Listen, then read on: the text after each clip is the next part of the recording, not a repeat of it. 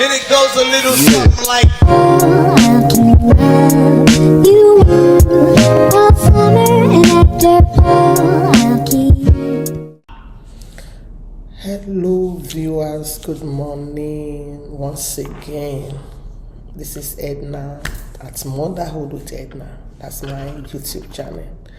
Welcome to my channel. Thank you. Big shout out to my subscribers and my likes and those that are sharing my video. Yesterday I came out and I was talking about a lady, concerning a family, and the lady chose to leave her children, teenage children, behind in the United Kingdom and choose to go restore or protect her marriage or her resources or the things or the money she labored for over the years, because she heard her husband was, has impregnated a younger lady or a young girl. So she flew back home and left her children back in United Kingdom. And the summary, the end of the story was so bad. The children got into drugs, into wrong hands, and they are now in jail for 35 good years. And it so broke my heart, and I couldn't just allow it to slide. So I began to wonder, say, are we even learning? Are people or women, ladies, are we learning from things we see out there? Are we learning from other people's experience? Or do we want things to happen to us before we learn? It's so bad to learn from personal experience. It's so good and better to learn from others' experience. So I said, no, I'm not going to let it slide. And I went ahead to make that video so that people can learn from it, from my own point of view. And I thought I was done with that kind of issue. Waking up, before the end of that yesterday, I was busy, quite busy during the day. There are nights I was going through my Facebook and I saw the story of Two-Face and Annie. And that broke my heart again. So many lessons to learn from the story. And I got to understand that they met when they were quite young. According to Annie's story, Two-Baba or Two-Face is her first boyfriend of the only guy she ever knew. No wonder she's so, clingy or attached to him. And even with all the, mistakes, the errors of Two-Face, she stayed. I don't know why she did that. Probably because of the love she had for him, or she didn't see herself being with somebody else. Even before they got married, Two-Face was already, messing up. I will use that word, because that's a mess up. And she still went ahead. I don't know why a lady would want to do that. But on a second thought, I began to think, I said, maybe she wasn't that confident of herself, confident that she could find a better person, of confident that she could live life to the fullest, even without him. So I want to draw attention, women, to come. Women, listen. Your life shouldn't depend on any man. God created you for the praise and glory of his name. With or without a man, you can live your life. You don't need a man to validate you before you become somebody in life. Life is to you as you want it to be. The outcome of your life depends on your choices and your decision. You don't want to base your life on any man. You don't want your life to, just rovering around one man. I'm not saying, go into adultery or fornication. That's not what I'm talking about. What I'm trying to say is, know who you are. Discover who you are. And build yourself. And so many people are still falling into this kind of error, this kind of mistake. You can do life on your own terms. by the grace of God, the way God created man, the same way he created you. You are wise. You don't have to, it doesn't have to be like without a man you can't be or you can't live your life. You can build yourself. You can educate yourself. You can learn skills. You can build capacity. If you tell yourself you can make it, you can make it. Your life shouldn't depend on any man. Even with all the sacrifices, with all the pains he has gone through, talking about Annie now, and look at the tail end. I don't know what went wrong, but whatever it is, I want her to, get up. I know it's not easy, but it's not the end of life. It's not death. You are still alive. She's still quite young. Just get up. Tell yourself you can make it and you can make it again. Without two-face. There are women out there that have gone through divorce and they started again. I had a friend that the husband disappointed, and she had a shift. She worked on her mindset and she relocated out of the country. Not now that things are quite difficult. She was a working class lady with 5 children. She relocated, and before you know it, she took all her children with her, to the amazement of everyone. So therefore, it is possible. Ladies, build yourself. Even though you are married and your husband don't want you to work, thank God for the era we are in. People are working from home. There are business you can do online. And when we are advertising it, people don't want to understand. They think it's a scam. It's not a scam.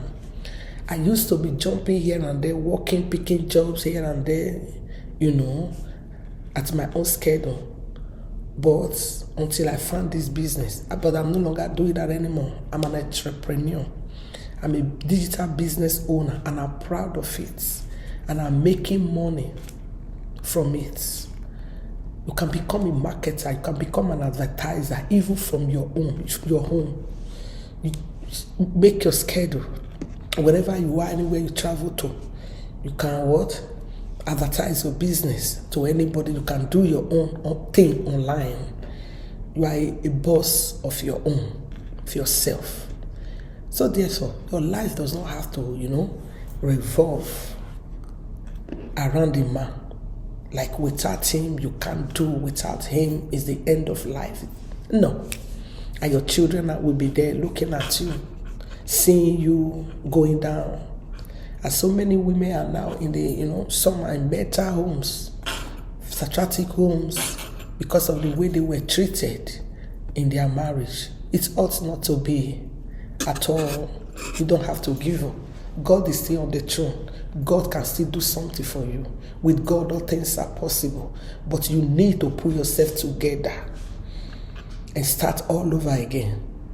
And prove to the world that marriage or no marriage, you can be, no matter what. So I want to encourage people out there that in this kind of situation, you should wake up, arise, and your light will shine again. But you need to take the first step by rising up, by putting everything behind you and relying on God. And if you have not known God, your source is the one that can help you out of any ugly situation you find yourself. Because with him, all things are possible. It's never too late when you are alive. While there is life, there is hope. Don't give up. Don't give up hope. If the man chooses to go, don't kill yourself. Don't become, like I happened to work. I forgot to relate that story in a mental facility. And there was this lady, not a mental facility, but it's a facility that takes care of people that are having mental issues. No people that are not getting it together, that are hopeless. For they are there, they keep them temporarily, and after a while, they sort them out. Some they go to the hospital, and some they look for, an alternative measures for them. So when this lady came, Looking at her, she was just so, the way she was beautiful, black beauty from Africa. And I got attracted to her. I kept watching her, monitoring her. She would refuse to take a bath, she would refuse to eat, and she kept just, she was always on her own in her room. No matter what to tell her, we would encourage her to come out, of her quiet space. She would refuse. So I got interested in her. So I went to check. I started asking her questions, to talk to other people about her, ask questions. And they told me that she was a retired nurse, midwife in a big hospital before she started having that mental issues. So, we got to understand, how did I got to know? When you measure, you ask her, madam, what's the problem? What led to it? One thing she kept saying, I am the only one working. That's what she would say. I have been working, going 40 years. She would say that and be shaking her head. I'm the only one working. I'm the only one. I've been working. I've been working 40 years, going to 40 years. She kept repeating that. So that was when I knew that, the stress of life, the tensions of life was what broke her down up to that extent. So therefore, woman, take care of yourself. What are those things you love to do? What are those things that make you happy? You still want to pursue it in your marriage. I'm not talking about going into sin. I'm not talking about living a negative life. No. What are those things that gives you joy even before you met that man? What are those things you used to do that you are excited, that gives you hope, that lighten you up? You want to continue with it. You want to build yourself. What are those potential that God has embedded, that God has put into you that you have not discovered? Many women, once they are married, they just forget about themselves. They don't, pay attention to themselves. They don't improve on their selves. They don't build capacity. They don't put no system in place. If your husband refuses you from working, a man that refuses you from making money is not your friend, no matter how rich he is. At least let him tell you, let him give you money to invest on things so that he knows when he's no longer there, you should be able to stand on your feet. I have had so many women that have fallen into this trap. They will so trust their husband, put their life there. Some their husband disappoints, others the man died and they discover the man had children before or have a son somewhere that will come and just carried everything, and the woman will be left stranded. And when asked, madam, you were living in wealth, you had money, you were living a flamboyant life, so all this while you didn't think of a building, or you didn't think of investment, you didn't think of going into business? A man that stops you from any money is not a good man. So therefore, women, learn from this lesson. Build up yourself, improve on yourself. There are things you can do online. I'm not saying break your marriage or leave that man. God hates divorce, and I'm a supporter of that. In your home, there is something you can do. You can be a writer. Learn things you can do in your home. If your husband does not want you to work outside, you want you to always be at home, or you marry a man that is always busy running here and there, so you can do something in your home for yourself to improve on yourself. You can improve on it, so that any eventuality you can stand tomorrow. And what about your children? What if the man suddenly die, or the man suddenly neglects you and run away with somebody else? There are so many stories out there. I've heard so much. If I say I should start relating it, what I know, the stories, the experience of people that I've learned from, you will not believe it. So for yourself and for your children, you want to improve on yourself. You want to go learn skills. You want to learn trade. Thank God for the era we are in. There are things you can even learn online. Even content creating. So therefore, I want to encourage women. Please, women, take care of yourself. Taking care of yourself, not just only your health or your look, financially and otherwise, your personality. Improve on yourself. Think of what to do that can fetch you money.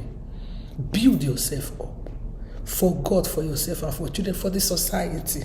You want to be able to help others too. You don't want to go back to square one because your marriage ended or because your husband died. You have to start throwing up pity party. Start begging. You that used to live in a high level, people look up to you for help and all of that. All of a sudden, you are now on the floor. Or you that used to live in a big house, you are now begging people to give you a room in your family's house, or you go and rent one room. And how do you think your children will feel? You will be emotionally down. It's only the God's miracle that will be able to keep those children together. So therefore, I'm just here to encourage women. It's what is so a pathetic story. I feel for her, and I heard she's trying to get herself together, and she's not even done. And this again. So I don't know what people are thinking, or I don't know what Two-Face is thinking. What is this? What is life after all? There's nothing in life. We all are going to die and go back to our maker. Yeah, that's it. Death is waiting for everyone, and we don't even know when it will come. We all pray for long life. So what is there?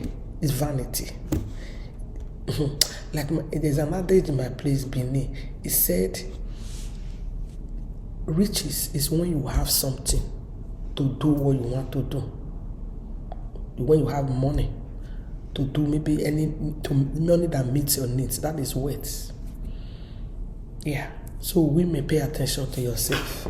So I think I've said enough. Thank you, my viewers. And if you have not subscribed, please subscribe to my channel.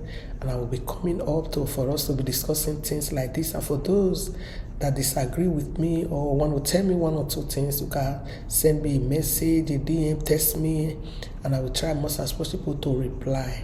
Subscribe if you haven't, and thank you for those that my subscribers and that still remain my subscribers, and those that are liking my video and those that are sharing it.